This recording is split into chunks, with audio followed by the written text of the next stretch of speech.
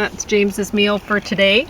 And I'm going to be reviewing this movie. This, again, it's from the best to the worst, and none of them are really very good.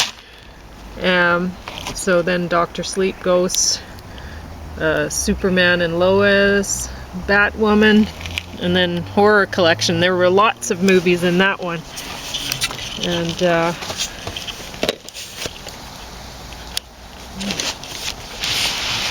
there we go. That should work out. So, yeah, like I said, none of the shows that I watched out of this group were really very good at all.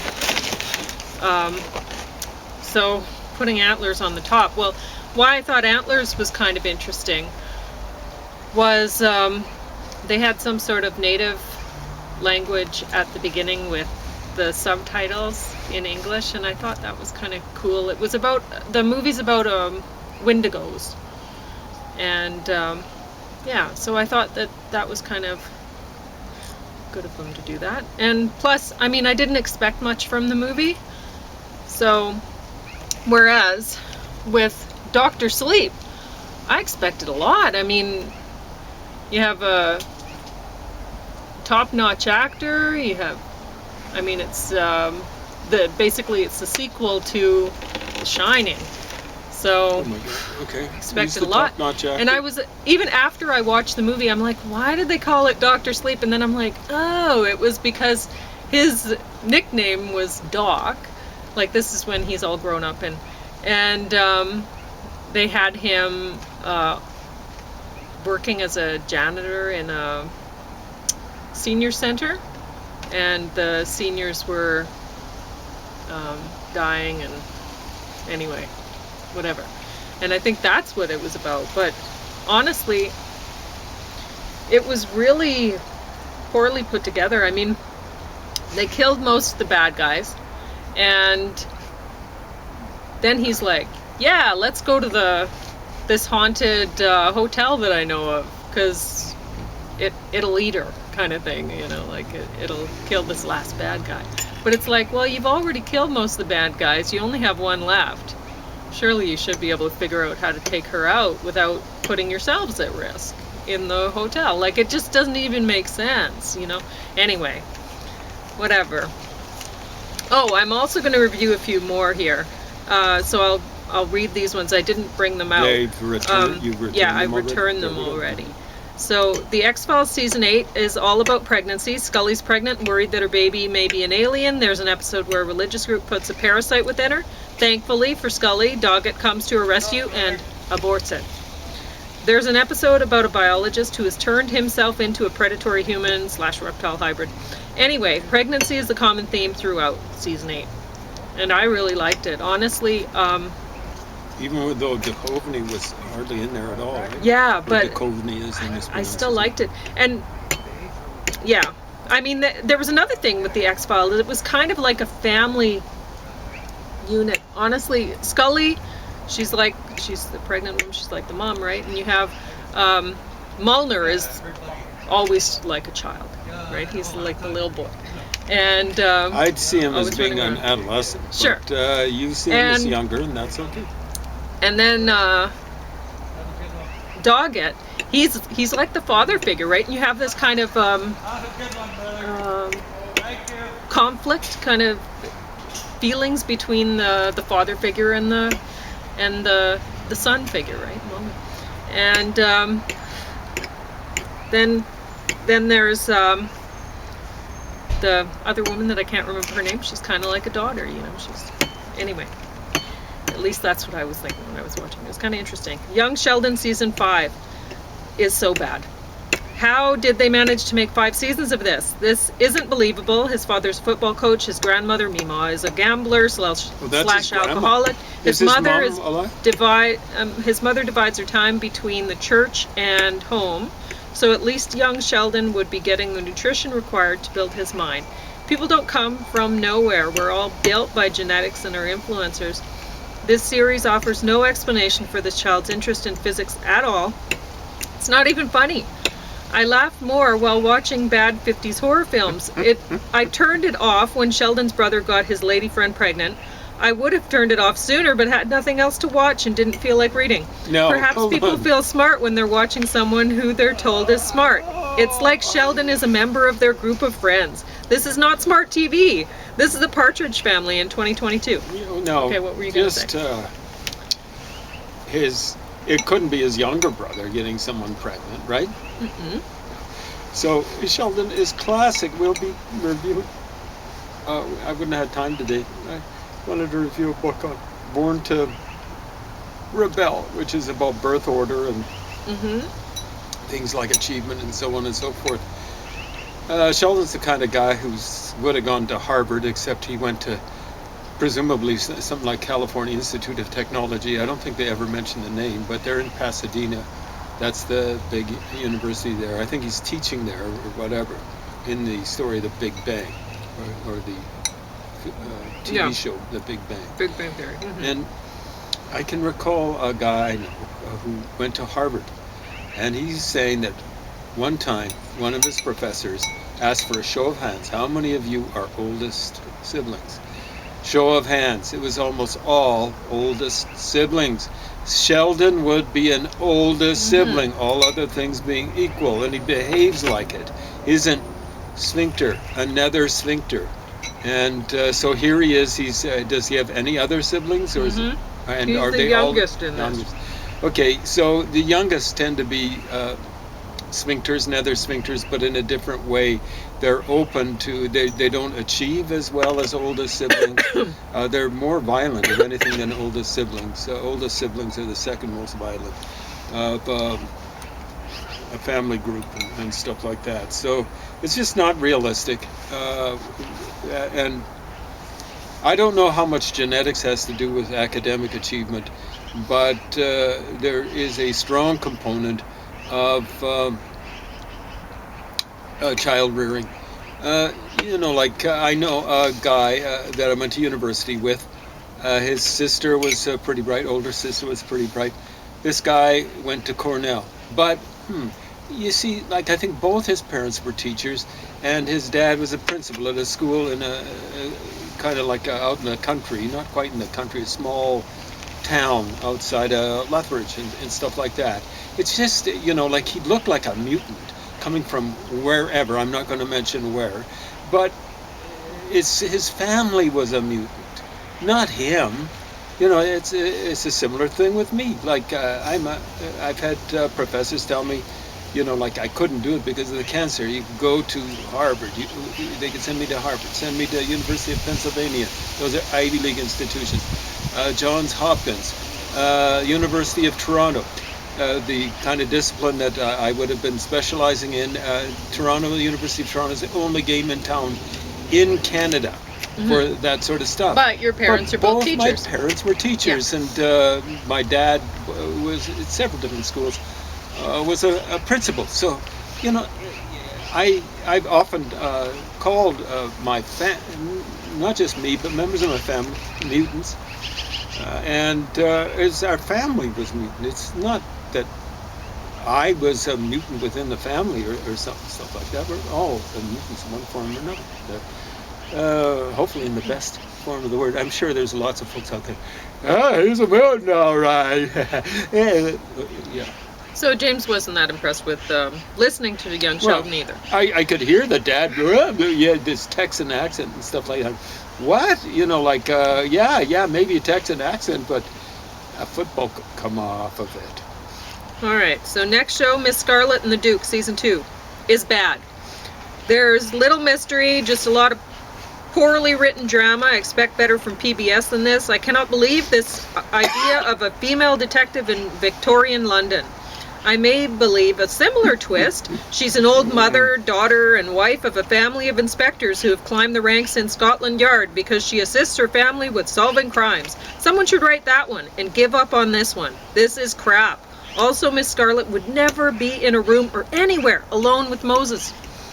That's a male, right? Yeah, he was African American. Well, no, not African. He was, I guess maybe, but Jamaican. He was from Jamaica. So you'd say African English or I don't know British or something like that.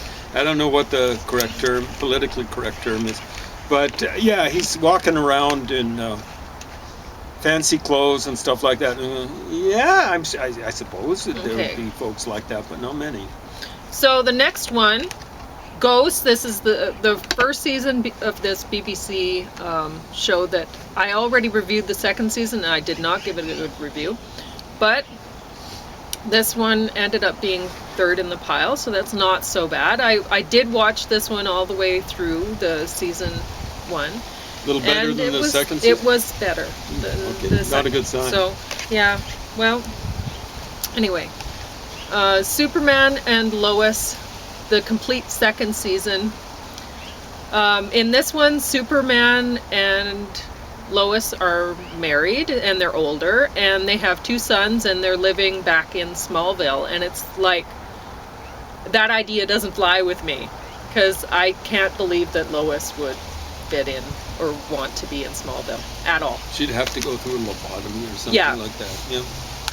Batwoman, the complete second season. This one, apparently in season 1, I haven't seen it, but they talked about it a lot. In season 1, the Batwoman was white. And she ended up going missing. And they found her plane was crashed. And this young woman finds her Batwoman suit in the plane crash rubble and decides to put it on and fight some crimes. And then she thinks, oh wait, I'm not a superhero, I shouldn't be doing this. And then she runs into the old gang who the Batwoman people, like, anyway. And she is convinced to continue to play Batwoman because they don't know where Batwoman is. And I mean, this is Gotham City. They need somebody to protect the city people. And so she's doing that. And then there's a whole lot of drama going on. There's a lot of interesting story, and then there's a lot of things that it's like, oh boy, they shouldn't have put that in.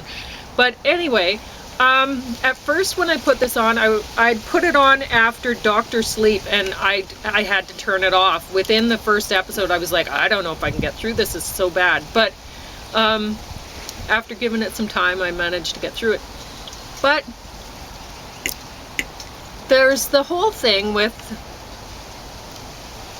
Okay, so in the middle of the season, the real Batwoman is dead. That's and last then season or this season? Right. And then they decide, oh wait, maybe that's a little bit too harsh. You know, we can't have affirmative action, replacement of white women in power positions by black women, by killing the white women off. Maybe that's a bad idea. Maybe that's going too far. And so they decide to bring her back, but oh, she's a bad lady because she's had some brainwashing. And then they decide finally she's back to being a good person, but she decides, oh, the town's in good hands with this Batwoman, so I'm gonna leave town and go look for Batman around wherever he is, right? So at the end of the series, not only do you have series or season? Season, sorry. Season. At the end of the season, not only do you have a Batwoman who is African American, but you have a Batman who he has taken up the Batman suit. So, and he's African American also. And it's at one point James looked in and he's like, so are there any white people in this? And I'm like, yeah, but most of them are bad. I didn't see. And then so I'm watching this, and not all the white people are bad, but yikes. And what's the year on this? I don't know. It doesn't matter to me. Well, anyway, it's recent, right? Yeah, but so I'm watching this stuff, and I'm like, okay, there's so many people in the Batcave. It's like Monica and Rachel's apartment in Friends. It's like their big get-together place. Like, honestly. I'm like, this doesn't work, you know. So many people, like she's brought into the Batcave pretty quickly, and it's like, wow, they don't know her, and then you see more and more people going to the Batcave, and it's like, whoa, okay, this they've is got getting to out of allow control. her in because she's got to But- be nice because she's black. She's not white. I don't know. Or But anyway, African-American. the horror collection, I was really excited about that because there's 250 movies in there. Oh. But as it turns out, they wouldn't play on my machine very well. They kept skipping, and so I gave up on them. I haven't put them on again yet because I haven't been desperate enough to try to see if some of them won't skip. But I watched, I borrowed them for the Jekyll and Hyde. I wanted to see the Jekyll and Hyde, and it wasn't the version that I'd wanted to see. This one's before the talkies, so it had the writing that you had to read, and plus it was skipping. So anyway, and I brought out, I was going to talk about the great courses, Understanding the Dark Side of Human Nature by Professor Daniel Breyer. And lecture 1, in Plato's work, The Republic, Glaucon, Plato's older brother, tells the story of a man who found a ring that could make its wearer invisible. This man's name was Gyges. Gyges was a shepherd. Gyges had found the ring on a giant's corpse that was deep within the earth. Gyges used the ring to gain power, killing the king to become king. The man in the well is a story, allegory, parable, Buddhist, Jain, and a version in the Mahabharata. Just a little taste of honey can distract us from the hopelessness of our situation, offer hope to get more of the good in the future to help us continue to suffer. And that was lecture 1. And I'm just going to talk about that a little bit because it's funny. Things just, it seems that when I'm meant to find something and when I'm meant to do things, then the information just finds me. So I've been wanting to do this look into Lord of the Rings, frankly for racism, but I've been wanting to look into Lord of the Rings. Old-fashioned racism. Yeah. And for author. years, for ages, since the movies came out, and I'm watching this, and I said to a friend who, she had a master's of English, and I was talking to her, and I said, boy, this is racist. You know, when it was the, you know, you see the battles with all the orcs and anyway, and as much as anything, these weird elephants with black people on top exactly. of them. Like all of that. People. And I'm like, wow, this is racist. And she's like, what are you talking about? You know, and she did not think so at all. And I was like, oh, it's obvious to me. It's obviously not obvious to her. I'm just going to drop it. And the thing is it's not obvious to many people, evidently. So I think it's about time that I do a thorough look into it and just spell it out for everybody why it's so racist. It might not be. What we're going to do is just cut it down and find out what Tolkien actually believed. You're right. No. Yes. So he was only 3 years old when he came to England. But it sure seems racist. But he was born in South Africa. I don't know what his parents were doing there. Yeah. His background is, I figured it out, Tolkien would be Tolkien, which is a mispronunciation on my part, of a German name, and sure enough, that's what it was. You know, we ran across the source. Tol means crazy. Keen is like our word keen. Cognate is the term linguists use. So it's crazy keen or something like that. So German, and then German background, and then from South Africa. What's going on here? Someone got in an accident.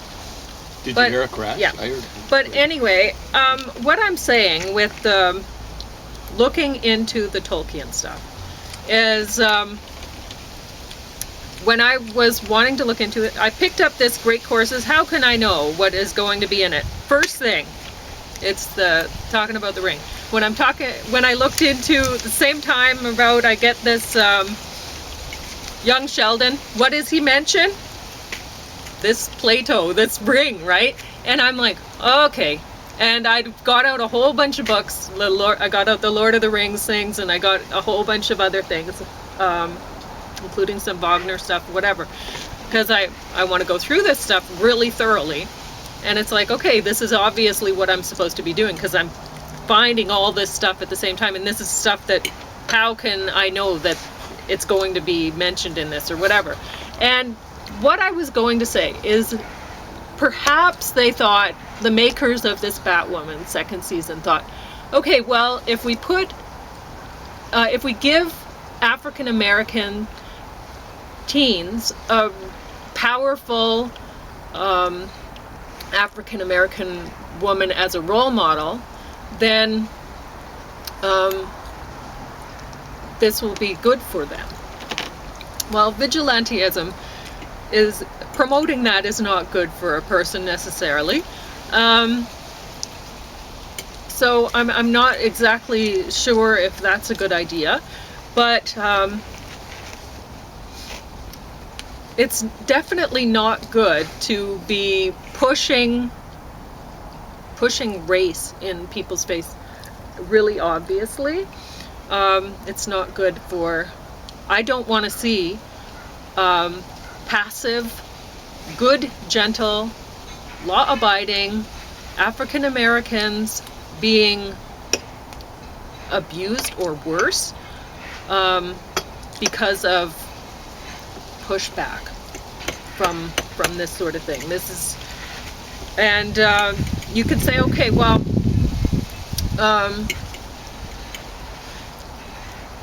people need to feel like they're heroes or whatever. Well, you can be a hero without what was I wanting to say? I want to be careful about how I say this, because I don't want it to come out badly. But there are a lot of, everybody, like say Hitler or Mussolini or Napoleon, they thought they were heroes. And unfortunately, they thought they were righteous people doing the right thing. And it's, you're not going to shame people who think they are heroes into doing the right thing. We don't need heroes because like they think that they're heroes. We don't need, They, do you know what I mean? We don't need heroes like this. We need heroes who got their noses in the books. Yeah? Yeah. Not people who go around pounding other people. I was going to ask you, did you actually see what the other Batwoman looked like? Yeah. Did she have her hair flying loose? No, it was short. Both of them were lesbians. So apparently, to be a strong female superhero in Gotham City, you should be a lesbian too.